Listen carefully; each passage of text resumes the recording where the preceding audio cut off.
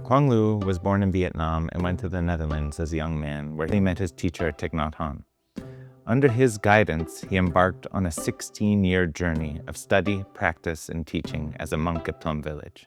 But he truly came into his own spiritually when he left the monastic tradition and embraced the essence of the teachings without form.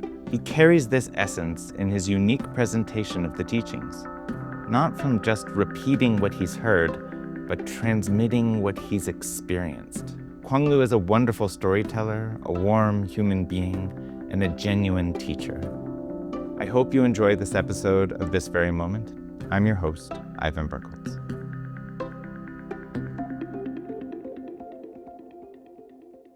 As a starting point, before we go into your early life, I'd love to hear a little bit about your new book that you have coming out, At Peace Filled with Joy, Just Wisdom from the Dhammapada.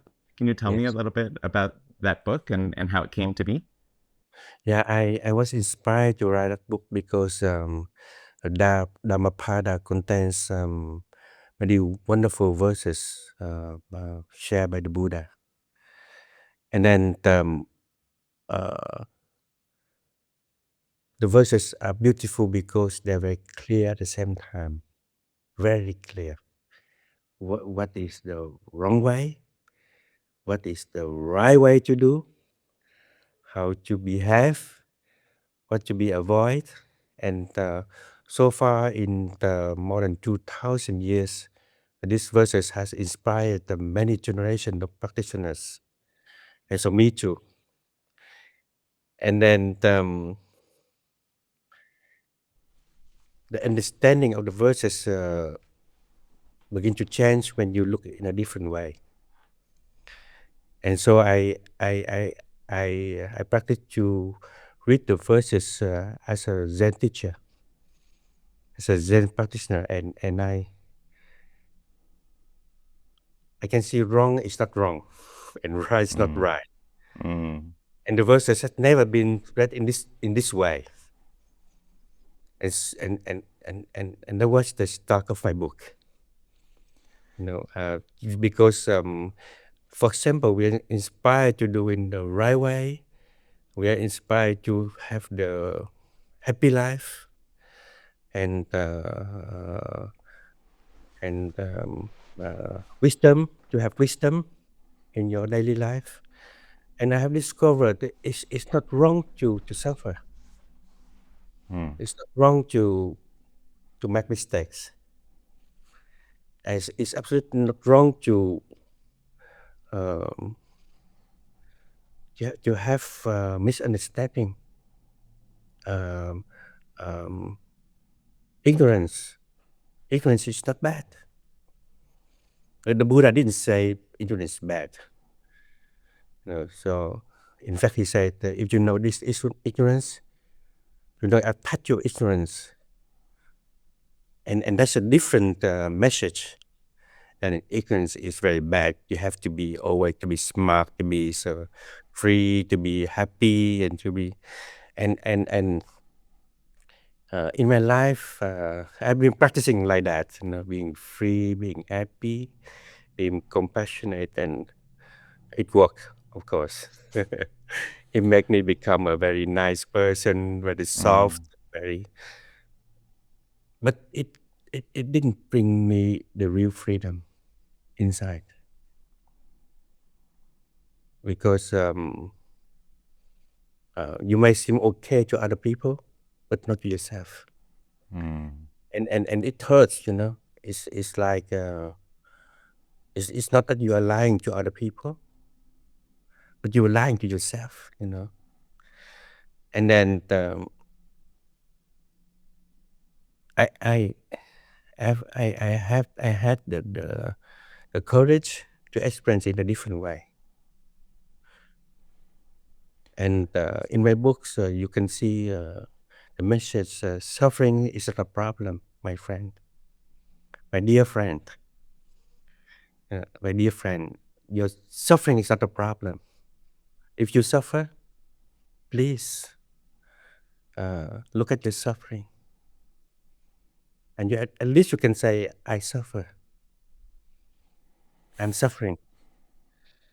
and so I look at the verses in the Dhammapada with this new insight, and I hope through this uh, inspiration, I can share something new to my readers, my dear readers. I have now people who read many books I have written, and so every time I want to try to to have conversation with my readers in a different way, and I understand that this Dhammapada being read in a Zen way, this may be maybe the first time.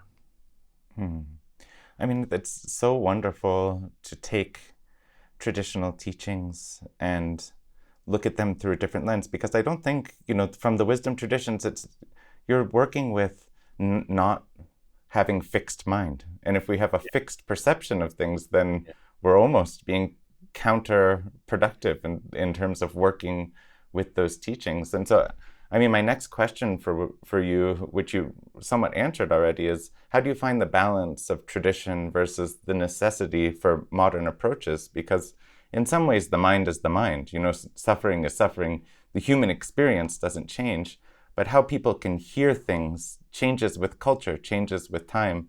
How the truth can penetrate us is different. So, how are you working with parts of tradition and then interpretation in all of your teachings? Yes. In fact, the truth is not a manifestation. We may think that the truth is a manifestation, but the truth is only to be found in the essence of things. And so you can say with love, with compassion, that nothing is truth. Nothing is real. It is like that, but then you need to look deeply into that to see the truth hidden in what you see. So, in the way of joking, I often share, if you look deeply into a banana, you see a non-banana. And let's joke, but to discover that, I have practiced many years to be there. So what you call to be the truth, there is a not truth in the truth, and that is the truth. So that's why we need to be free from what we believe to be the truth. And it's very interesting when you give a teaching, and you don't share about the Buddha, but you share about Jesus. Because when I read the Bible, I read it in a different way. Yeah. And that's very interesting for people who have a Christian roots. Yes. They can in a different way, and they, that's what he meant. And we need that in Christianity, but we also need that in Buddhism. Yes. Yeah. So Buddhism helps you to practice, but Buddhism is also blocking your way. Buddhism is also blocking your chance to get in touch with the truth. So in order to get in touch with truth, you need to discover the non-Buddhism in Buddhism. Yeah. I mean, we can't be so attached to the forms of things. I mean, even if you look at the Buddha's teachings, it's throughout that, that we shouldn't be too attached to forms, but it's our human nature, so to speak, is to grasp onto things and to make them solid. Yeah. So, it's like a self-defeating thing that we do, where we overly identify with the with the form of it instead of with the teachings. But what you're saying makes so much sense that at some point we have to let go of everything. My teacher, he said, you should be happy in the present moment. And then if I say the same thing, I don't have. I'm not happy. So I have my student to get in touch with the present moment, and I said to my students, if you look deeply into the present moment, you see the non-present moment, Mm. and that's the next step you have to do Yeah. as a student. And when my students say, "But our grandpa teacher said," and then my my answer is, "But I am your grandpa teacher. Mm. I am my teacher.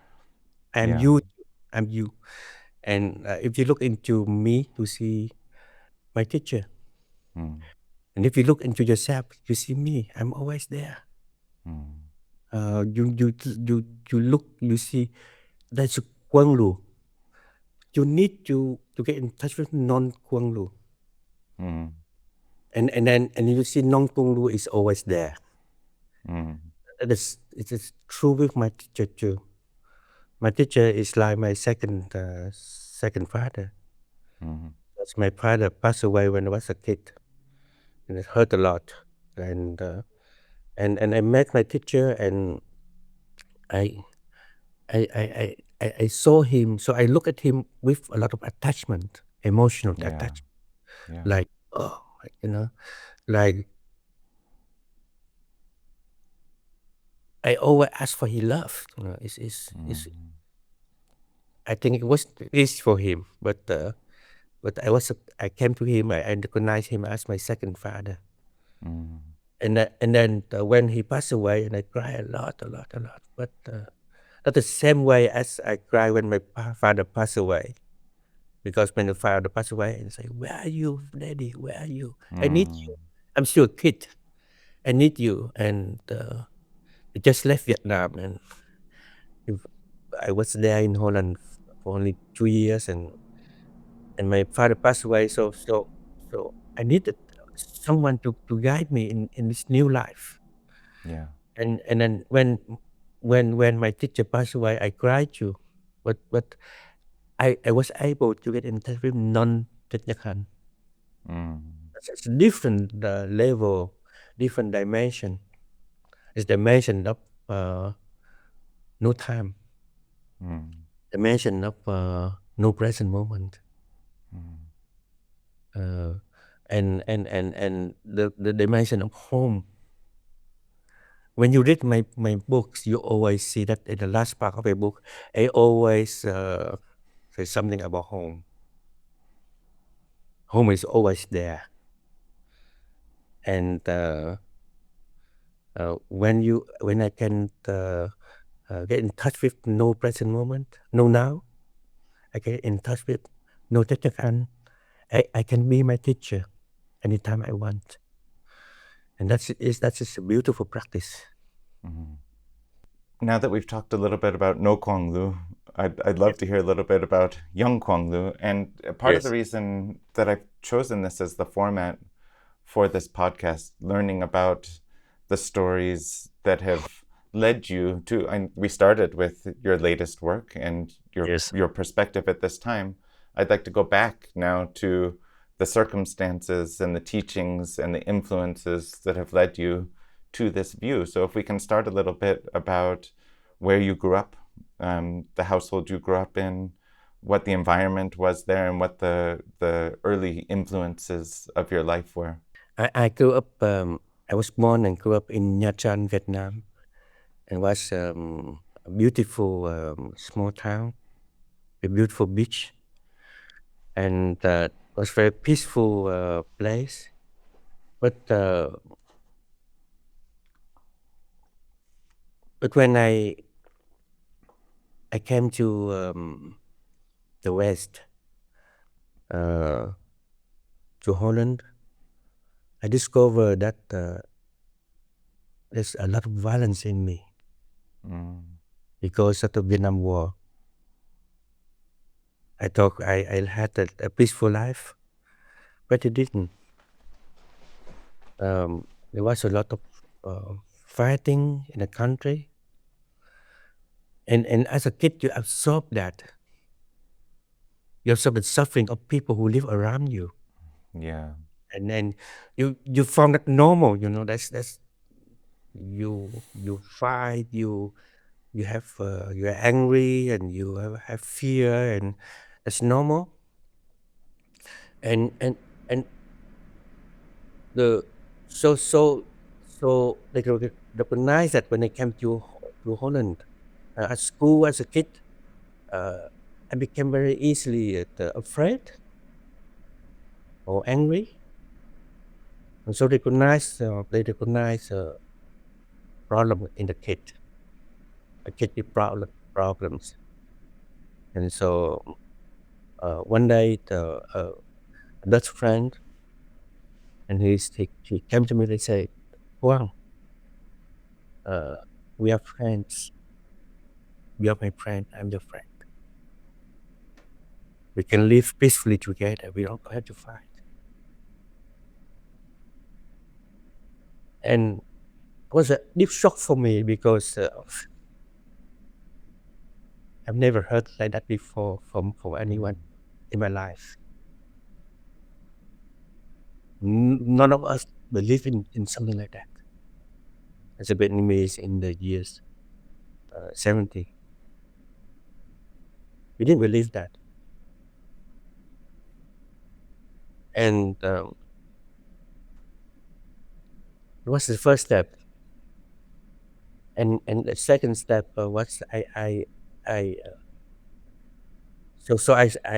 started to look for a way to be peaceful. So I joined the About meditation.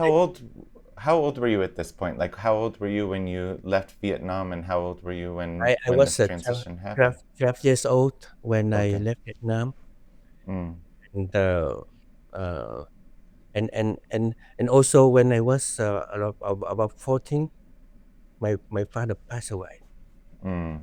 So 2 years after I left Vietnam, my father passed away, and so what I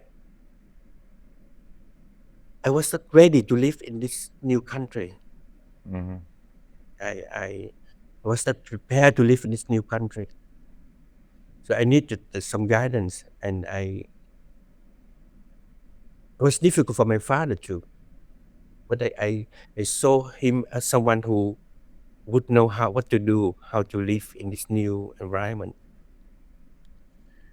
And he passed away after we've been 2 years in Holland, and and he passed away after 2 weeks being ill, being sick. Mm. So, so suddenly, one night, my sister came into my room and said, "Pa has passed away," and I didn't believe that. I said, "This must be a joke, Mm. a mistake." So they will call us and say, "Oh, it was a joke. Yeah. Your father's still there." So as a kid, I couldn't believe that.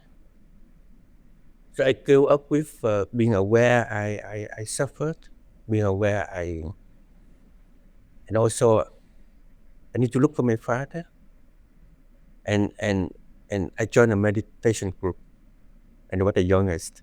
I was the youngest. Mm. And when I was 18, a teacher came and gave guidance, gave guidance meditation retreat in Holland, and we invited him, and I was Thich Nhat Hanh. And when I saw him for the first time, and I saw for the first time a Vietnamese person who was at home, Mm. peaceful. I've never seen that before. Before, as a kid, you grow up and you didn't know that you think that only Dutch people they are peaceful. Mm. Yeah, Western people they are peaceful and they're happy, and we don't. We don't. And whatever we do, whatever we do, we we're not peaceful. We cannot be peaceful. I have because I have not seen that before. I haven't, I didn't see that before in my life. Till I met Thich Nhat Hanh, and I sat there and I say, and I look at him, and I fell in love with Mm. this man, in love. The more that I would fall in love with a girl. because he was so peaceful. And it was more his presence than his teachings. It was like Yes, seeing his yes, being. Yeah. yes, absolutely. Just the way he was, just the way Yes. he walked, and when he talked, he gave a Dharma talk. You know, Thich Nhat Hanh was a wonderful teacher. We Yeah. all know that. You know, we don't know that. But when I saw him, I saw something I've never seen before. Not only I've never seen before in a Vietnamese, but in human beings, I've never seen this before. I've never seen this before. I don't mean he's the only one, but the only one I saw to that moment. Yeah. Yeah, as a kid, I was still a kid, and I saw for the Yeah. first time in my life someone who was free from all worries, from emotions, from his thinking, from his thoughts. He was free, and I knew I want to be free too. Beautiful. Yes, I didn't know that he would become a monk. Yeah. Yeah, I didn't know that. I have never thought about that. But in me, there was a deep wish to be a free person, a free human being. To emulate what you were seeing, to join that state of being, right? To see When I saw what. him, I believe I Yeah. can do it too. If he teach, Yeah. I have this teacher to guide me. Yeah. Yeah. I I, I can be free too. And I Yeah. didn't know that I had to practice many years before I I could confirm that my freedom. You know, Yeah. it was not an easy path for me. Not for me. Yeah. So maybe because maybe I'm not that smart, but it's also quite skillful for me to get in touch with real freedom. I'm so resonating with your story because I had a very similar experience where I grew up in a Buddhist household, Yes, but it was just something very much outside of me, an influence. And then when I yes, met my own Buddhist teacher, I didn't even know I was looking to be Buddhist. I just knew that conventional reality, something was wrong. And then when yes, I saw the example of what that could look like, I couldn't go back. I couldn't. yeah, It shifts. It so fundamentally shifts your abs- mind to see what freedom looks like, to see how yeah, it can manifest, to see yeah, the example of that is so powerful and yes, so precious. absolutely. I'm still very grateful to my teacher Yeah. that he has been there and as a teacher and sometimes as a father too. Yeah. He he didn't diffuse that need from me. He saw that clearly. Of course, it's not was for him was not difficult to see that, Yeah. but he accepted that, even that and made things difficult. Relationship between the student and the teacher is different than the relationship between a son and a father. Mm-hmm. Yeah, Yes. and he had to be both, to be a Yeah. teacher Yeah. and also to be a father. A teacher, you have authority of being a guide. You show the way, and as a father, you don't have authority. You just love and condition, and sometimes it's very difficult for him. Yeah. Like you have to love me. You have to love me. There's no question. There's no. You just have to love me because you're my father, and he accepted that. Very very wonderful man. Yes. He accepted that. Yeah. So what was the timeline look for you? So you met Thich Nhat Hanh when you were 18, you said? Yes. And then what did your path look like from then forward? How long was it before you became a monk? What were the next steps in your path after first meeting him? I went to university and I when I when I finished my study, and then I thought I go, and I was in 1992. I met him again in and then I talked with his Chung Hong. I wish to be there in Plum Village and to practice deeply. And she said, just come. You don't have you don't you just we need young people like you. And Thai loves young people like you. Just come. It's your home. And so I came in the winter of 1992. I thought I will come for 3 months. And then he get teaching about a month only. Now I have set up a month only institute in Holland, but this started in 1992 when I came to him, and he gave teachings about month only, and then he inspired me deeply. And after the 3 months, I thought now I'm going back to Holland, and thank you so much for your teachings, Thai. And they said, no, you don't go anywhere. You stay here. If you want to go to somewhere, okay, I send to you Vietnam.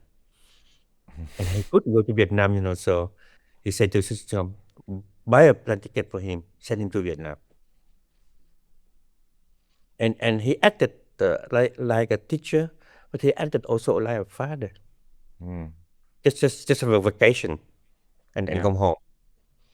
And it was not a vacation because he knew he wanted me to visit North Vietnam and South Vietnam, the whole country.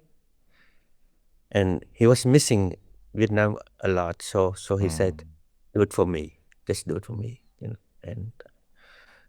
and I came to Vietnam. I discovered the Vietnamese Zen tradition, Buddhist, Vietnamese Buddhism.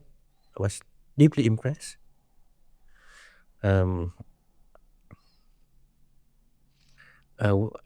I still remember my first day I was in Vietnam. I went to a temple, and I met a group of old ladies, and they say, hello, young man. I say, hello, the grandmas. And they said, we have been walking from a village. They're far away. And we are now in Hanoi, in this temple. And we collect money. And because we want to have a bell, have a bell. And we sound a bell. And the young people, the young generation of young people, they will stop and they practice breathing. And I was touched deeply because that's what I got from my teacher. And he said, I have practiced from my home country, this practice.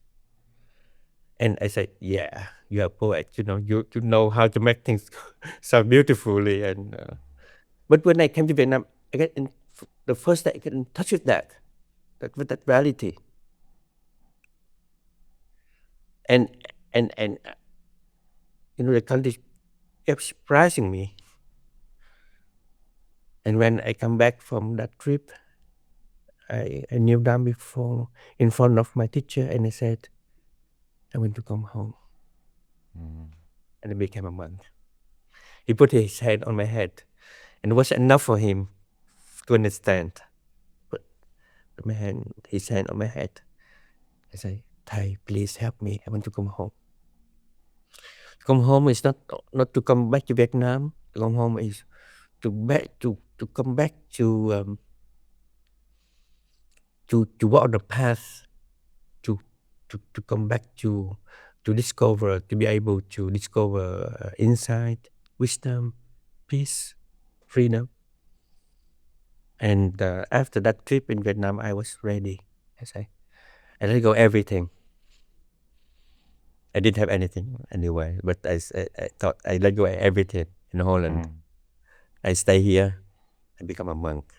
All my friends were surprised because for them it's a new chance to, and for me it is my new life. And then you stayed in Plum Village for quite a few years after that. I thought at first I thought 3 months, and then after Vietnam trip I thought 2 years. Mm-hmm. I was very uh, I thought if I practice sincerely in 2 years, I get enlightened. Mm. That's what's my idea. So I Yeah. practice sincerely day and night, and I could touch many layers of the practice. Sometimes you keep the energy deeply in a way that you can radiating light, for example, Mm-hmm. in your daily life, and so I had many experiences. But every time when I approached my teacher, and he said no. So he was a Zen teacher. He pushed me, and I didn't know that. Sometimes I was angry too. So maybe you don't love me, you don't support me, and what that was not the case. He he he saw what I could, and sometimes he said to a monk, and he told me later on. He said, "Sometimes I suffered because expect so much from Pháp Dung và Cuong Lu. Mm. So it's too much expectation." And I thought 2 years, 2 years, and in 2 years I have realized many steps, wonderful steps. But I was not free after 2 years, not after 4 years, not after 6 years, and not after I get the ordination, the formal ordination, lamb transmission. I was not free. Even many people recognize me as a wonderful teacher, wonderful Dharma teachers, and I was already an elder Dharma teacher in Plum Village, so I train novices, and they can choose for a teacher in your own hamlet. They could choose for a teacher in a hamlet, and many of the Western novices, they came to me. So I was in a position of a teacher also, but I knew I wasn't free. Mm. So it was a painful decision. But after 16 years, I knew I still have need to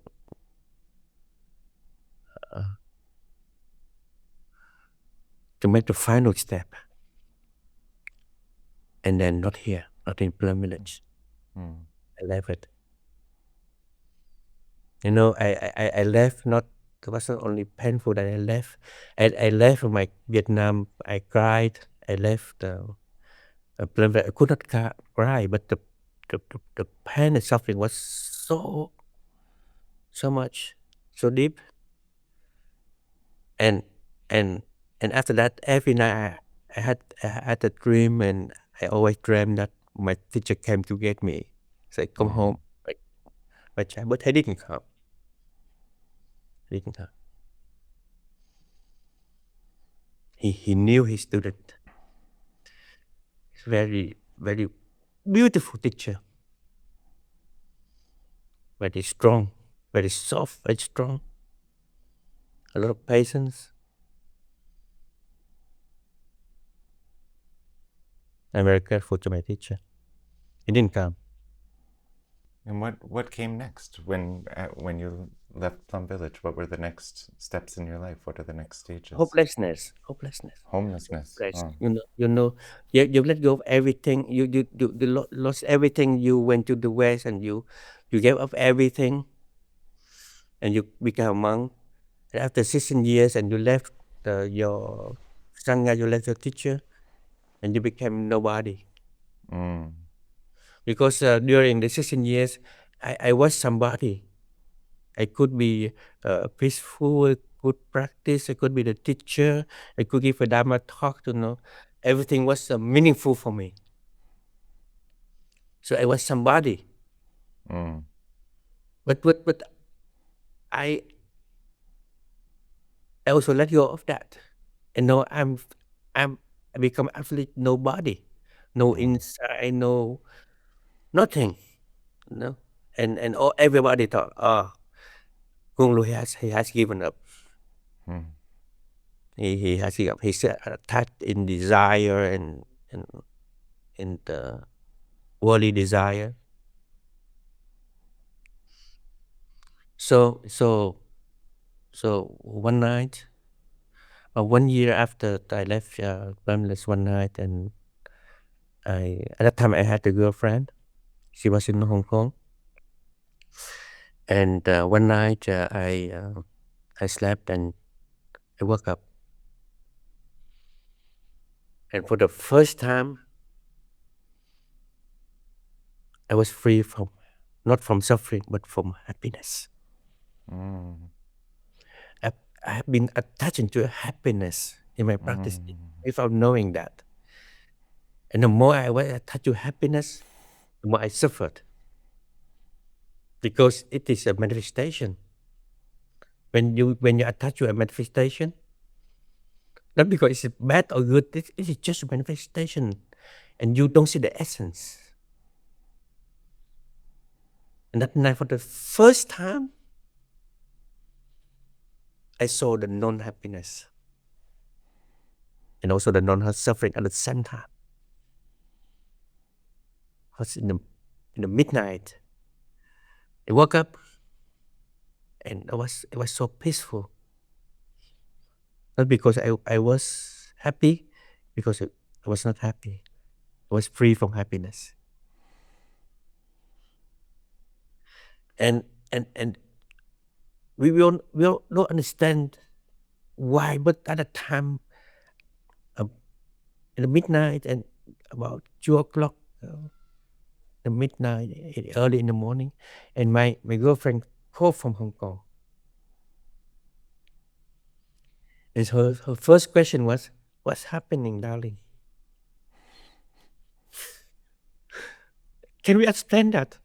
There's many things in life we cannot explain."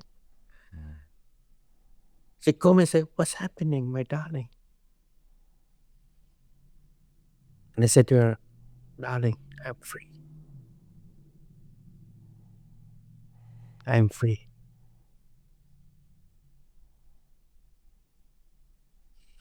And at the time I knew, now I am a teacher, a real teacher, because I have something to teach.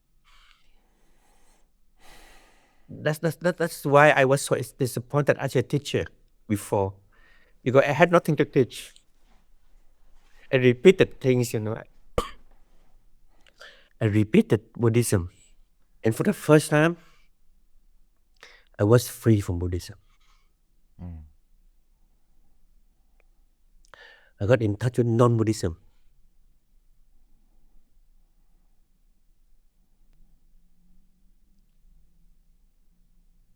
And non-Buddhism is not Buddhism.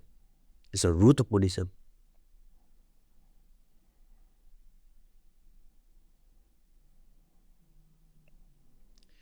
For the first time, I understood Nirvana. Nirvana is an extinction of everything, distinct extinction of everything.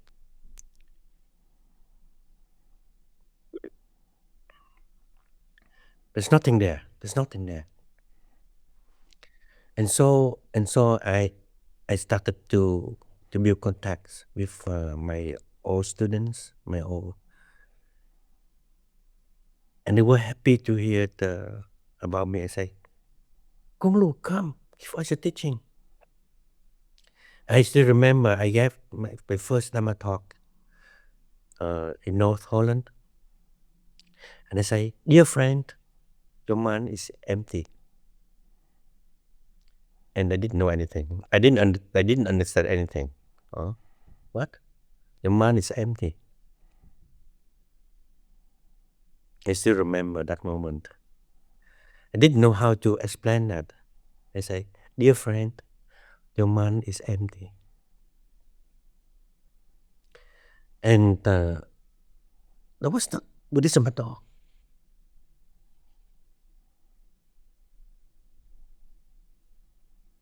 And later on, I have learned how to help people to understand that, to embody that, to recognize that. But in my first lecture, I said, "Dear friend, your mind is empty."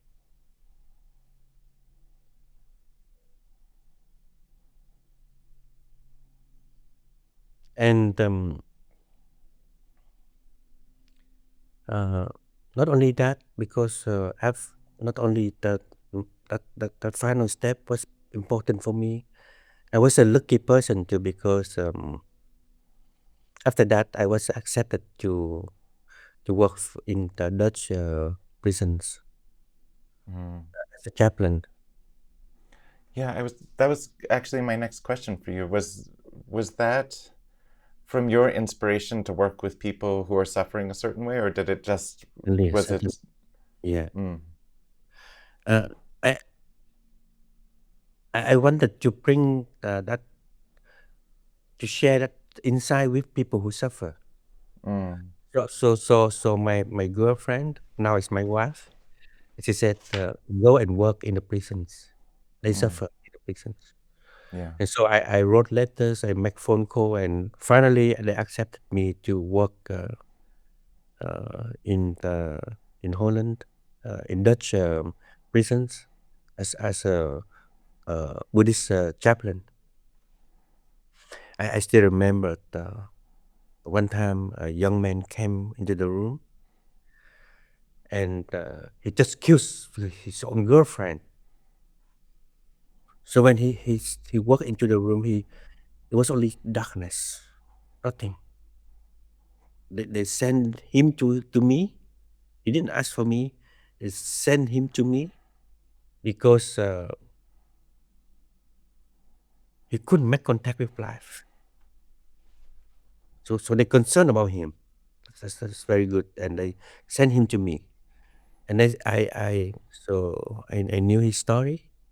I and they told me about him. And when he stepped into the room,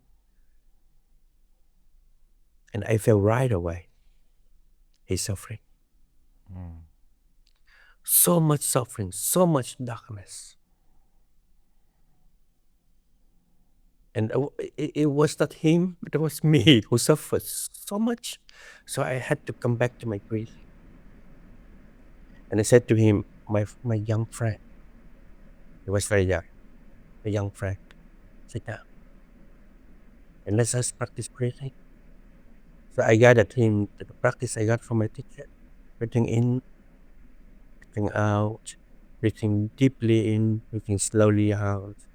And after 30 minutes, I could feel the change in me, transformation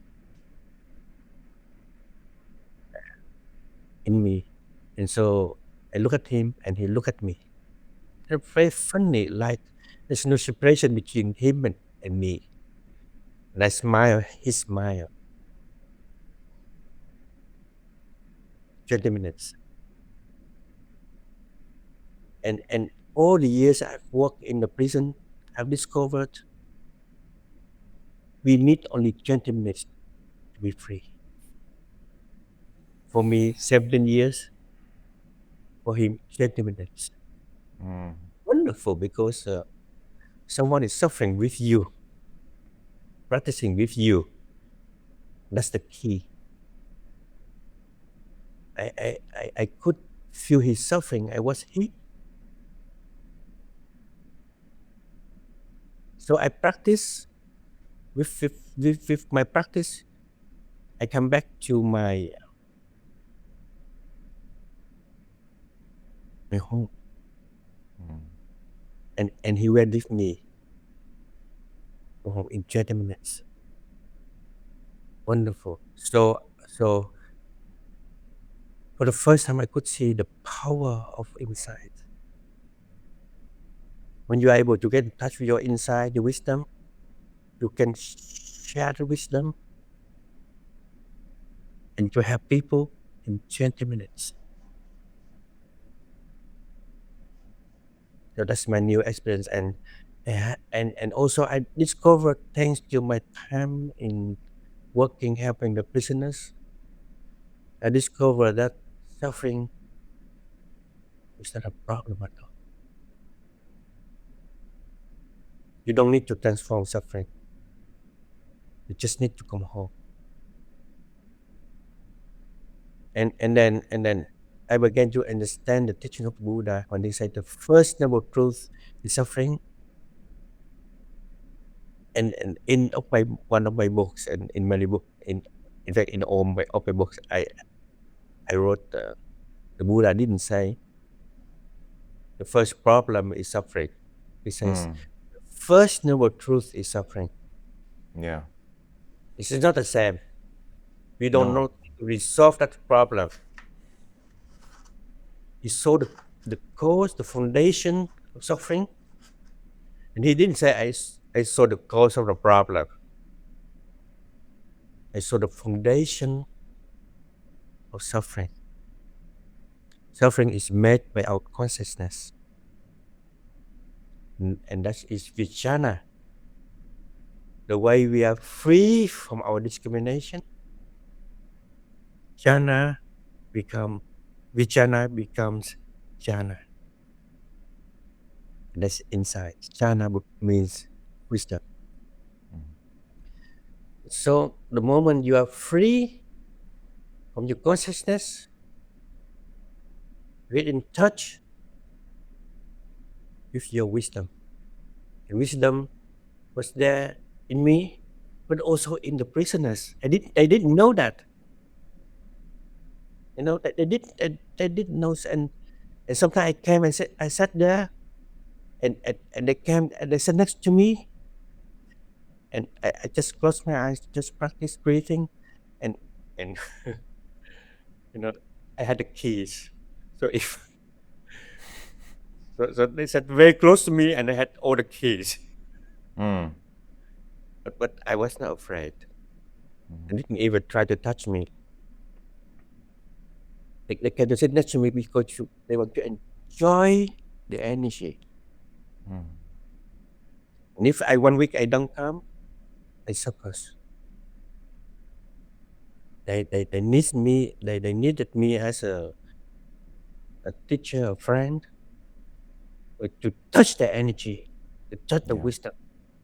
And after half years, just being like that with Cuong Lu, and one of them came home, and his wife didn't recognize him. Who are you? Who are you?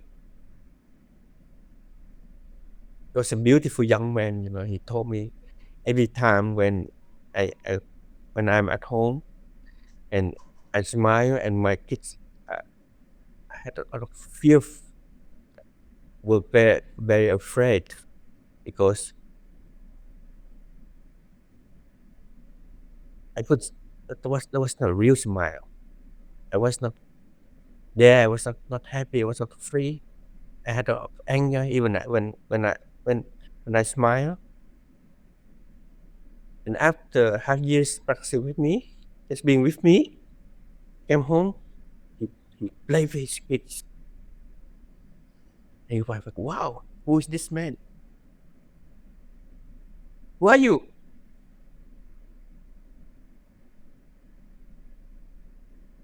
And there was one man who came to me. He said, Cuong Lu, say, hey, hello. You know the guy hanging around you? They love you. Say, I know that. I love them too. No, I don't mean that. They are all criminals, rappers, killers. It's not normal to see that they love someone.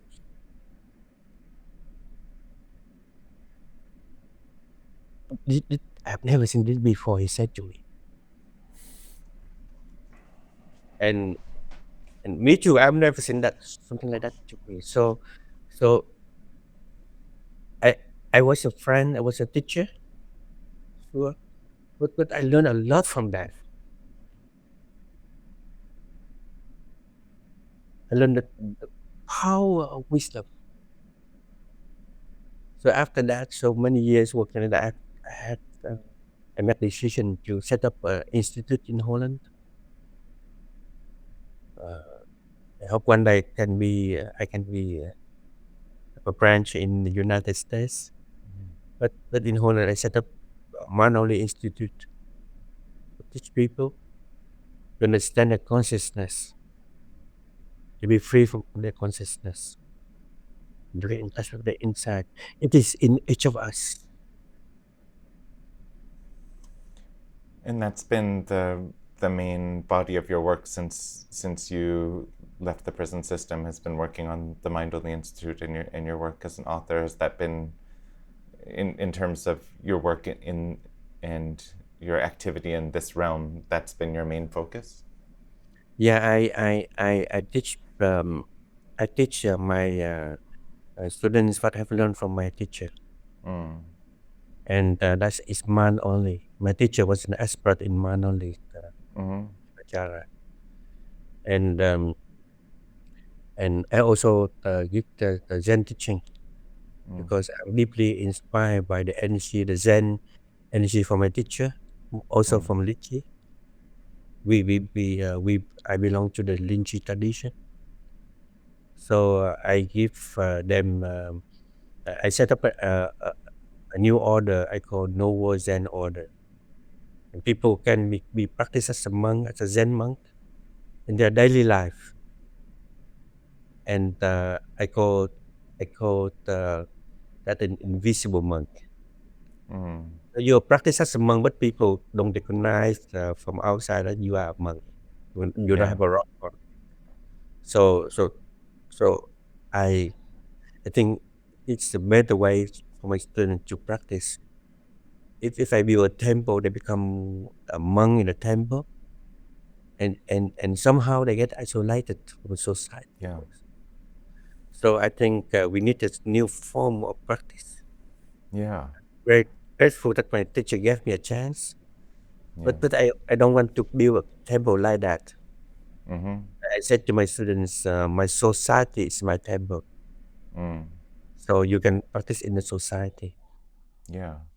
I've talked to a lot of monastics in the Western world, and they've expressed to me how much baggage comes with the outfit. You know, Yes, how much yes, expectation is put on them, how much they're either put on a pedestal or made separate yes, because of what people's uh, concepts or expectations are of them, and many of them have decided to do what you're describing, being, you know, they didn't call it the same thing, yes, but maintaining that, you know, the same depth and level of practice, but without the form of it, because we are not in a society where that is um, where it's necessarily conducive to the kind of practice that you want to do. Yeah. So I really applaud your efforts in that realm. It yeah, sounds very beneficial. yeah. I always said to my students from the early days, each of a real practitioner needs a teacher. Mm. So one of my teaching is when you are in the society, you practice society, you cannot be alone. And that is what I got from my teacher. Yeah. Needed sangha, Yeah. and and so he built sanghas, local sanghas for people Mm-hmm. to practice. And Yeah. I do it in a different way. I don't say you need a sangha. Of course, you need a sangha, but I say in a different way. I say you need a teacher. Mm. A teacher you can see one time a year, or once in a 2 years, but you need a teacher in you, Mm. like me. Like me, I need a teacher in me. My teacher is still Mm. in me, Yeah. and I found my father too. My father is in me.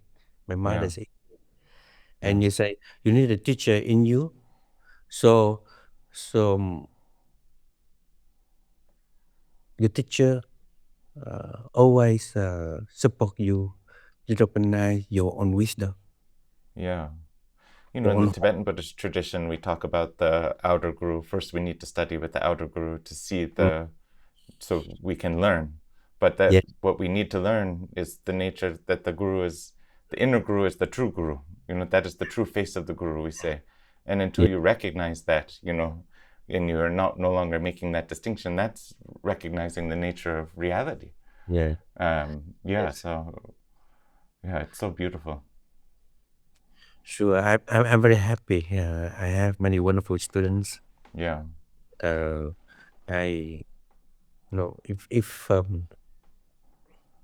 if now I have to go home now, my true home, I don't have any regret. I've shared my wisdom, and there are many students. I have many students who practice deeply. So, like my teacher, I have deep confidence in the insight, deep confidence in the insight, the wisdom, and also the transmission. I'm transmitting the wisdom of my teacher to my students. Yeah. Yes. As an ending note for this interview, I'd love for you to share a contemplation or a practice with our listeners so they can get a flavor of your teaching and something that you found particularly helpful for yourself or your students. If you can just share a short practice or contemplation with the listeners as a parting experience. Well, dear friend, when you look into yourself, you see that you have a home. There's a home in you, and when you get in touch with your home, you get in touch with your true self, but also you get in touch with true life, true universe, true cosmos. Because in my life, I've discovered, in my practice, I've discovered you are the cosmos. You are everything. Whatever happens, come back to yourself, deeply in yourself. You can find everything. We are there. All the teachers are there to support you. Dear friend, if you are Christian, you are Jesus. If you are Buddhist, you are the Buddha. And I share this with you from my practice, from my insight. It's not a good wish. It is, I speak with the voice of the teachers who have been practicing deeply and who have been able to find home and meet you. I have found our true home. We are brothers, we're sisters. And I ask you to come home every day, even in 1 minute, 2 minutes. And that is your true freedom, true happiness, true solidity. Dear friend, you are the most beautiful manifestation of life, of home, of the cosmos. You are true Buddha. Thank you. Thank you so much, Cuong Lu. This was a true pleasure. Really a delight to have this conversation with you, to Thank you. hear You're your very story, true. to hear your teachings. I've been very touched. Thank you. I'm so grateful that I'm being able to share things like this. It's thanks to you, thanks to your practice, Ivan. Thank you very much for your practice, for your insight, for your wisdom.